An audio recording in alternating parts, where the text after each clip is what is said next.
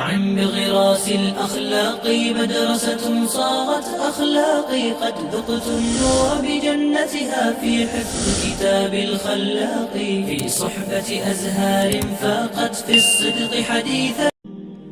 بسم الله الحمد لله وحده والصلاة والسلام على من لا نبي بعد. Esselamu aleykum və rəhmətullahi və bərəkatuh. Kitab-ı Təvhid 7-ci bab.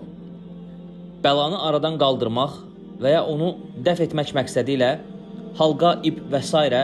bunlara bənzər şeylər bağlamağın şirkdən olması babı. Uca Allah Əzzə və Cəl Zumər surəsi 38-ci ayətdə belə buyurur. Əuzu billahi minəşşeytanirracim. قل أفرأيتم ما تدعون من دون الله إن أرادني الله بضر هل هن كاشفة ضره أو أرادني برحمة هل هن ممسكات رحمته قل حسبي الله عليه يتوكل المتوكلون. الآية. De ki, elə isə deyin görək, əgər Allah mənə bir zərər toxundurmaq istəsə, Allahdan başqa dua etdikləriniz onun zərərini dəf edə bilərlərmi? Yaxud Allah mənə mərhəmət etmək istəsə, onlar onun mərhəmətinə mane ola bilərlərmi? De, Allah mənə yetər, təvəkkül edənlər ancaq ona təvəkkül edərlər.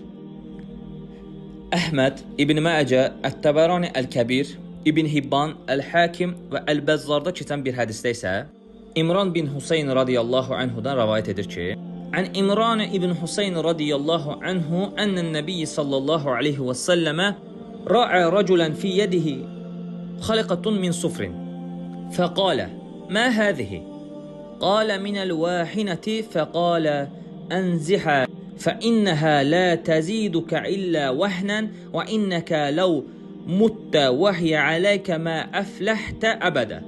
İmran bin Husayn radiyallahu anhu rəvayət edir ki, Peyğəmbər sallallahu aleyhi və səlləm qolunda misdən qolbaq olan bir kişini görüb ona dedi, bu nədir? O dedi ki, bu vahinədən, yəni zəiflikdən ötürüdür. Peyğəmbər sallallahu aleyhi və səlləm isə dedi, onu dərhal çıxar, çünki o sənin ancaq zəifliyini artırar və əgər o sənin üzərində olduğu halda ölsəydin, heç vaxt qurtula bilməzdin. Müəllif rahiməhullah məsələlər hissəsində bu hədisdən çıxan məsələni belə qeyd etmişdir. Üçüncü məsələ, o cahillik səbəbi ilə üzürlü sayılmır. Əhməd lə bəsəbih bir isnadla rəvayət etmişdir. Əhməd, Əbu Yələ, Ət-Təbərani Əl-Kəbir, İbn Hibban, Əl-Hakimdə keçən hədisdə isə yenə Əhmədin Uqbə bin Amirdən mərfu olaraq rəvayət edir. Və ləhu ən Uqbətə bin Amirin mərfu'ən. Mən təalləqa təmimətən fələ ətdəməllahu ləhu. Və mən təalləqa vədəətən fələ vədəallahu ləhu.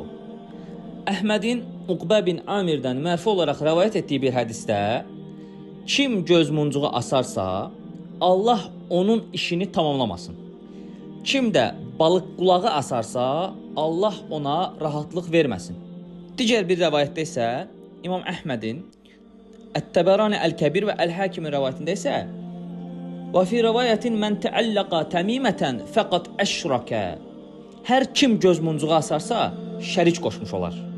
İbn Əbu Hatimin Ət-Təfsir kitabında Yusuf surəsi 106-cı ayəti barəsində bunu rəvayət edir. Və İbn Əbu Hatimin ən Huzeyfətə radiyallahu anhu ənəhu ra'a rəculən fi yədihi xaytun minəl hummə fəqatə'hu və tələ'a qavluhu وَمَا يُؤْمِنُ أَكْثَرُهُمْ بِاللّٰهِ إِلَّا وَهُمْ مُشْرِكُونَ. İbn Əbu Hatim Huzeyfə radiyallahu anhudan rəvayət edir ki, o qızdırmaya qarşı qoluna ip bağlayan bir kişini gördü. O ipi qopardı və bu ayəni oxudu. Onların çoxu ancaq şərik qoşaraq Allaha iman gətirirlər. Yusuf surəsi 106-cı ayət. Subhanəkallahumma və bihamdik əşhədu ən la ilahə illə ənt əstəğfiruka və etûbu ileyk.